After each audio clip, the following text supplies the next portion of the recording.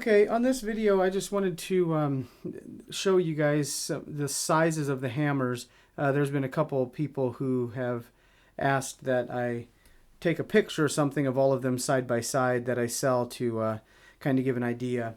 So I have most of them, most of the ones that I sell represented here. So these three over here are Jill Weimer, and you can tell that this treble clef one has a really large head.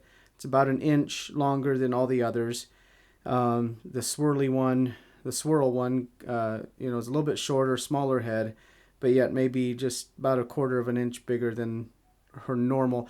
These hummingbird ones kind of represent her normal size hammers, most of all the others. These two are the ones that kind of stand out as bigger. Here is a Bob Bedard hammer, the Zephyr and Windsong type.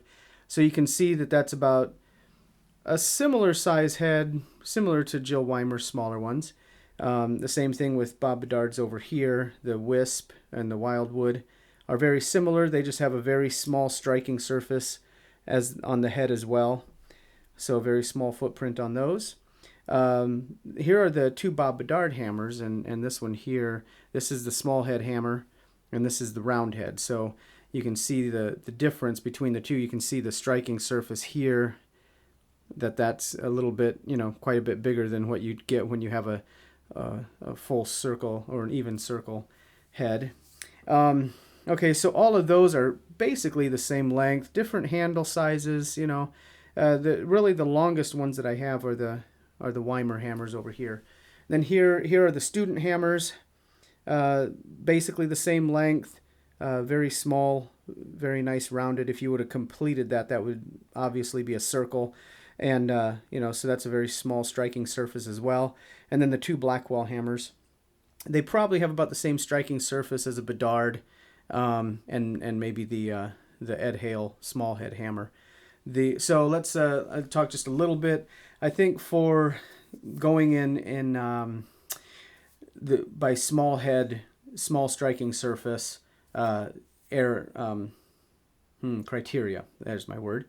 We're going to go with the round head Ed Hales, the Wisp and Wildwood, and the Student are probably the smallest.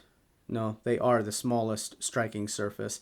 So if you have close strings, close spacing on your strings, or if you're just not that accurate yet, a smaller headed hammer might be the way to go until you get more accurate, and then you can move up to something bigger. Then medium size striking surface would probably be the Bedard, Zephyrs, Harlequins, Wildwoods, that kind of, not Wildwoods, the Harlequin, Zephyr, and Windsong, Ashbrook hammers, those type of things. The Blackwell, says it's and the small, these two, this Jill Weimer hammer, her normal size hammers, and probably the biggest striking surface are going to be the Ed Hale small heads and the two biggest hammers of the Jill Weimer set. So hope that gives you guys a good idea of how they rate and how they look next to each other. So come on, buy some hammers. There's tons there to choose from.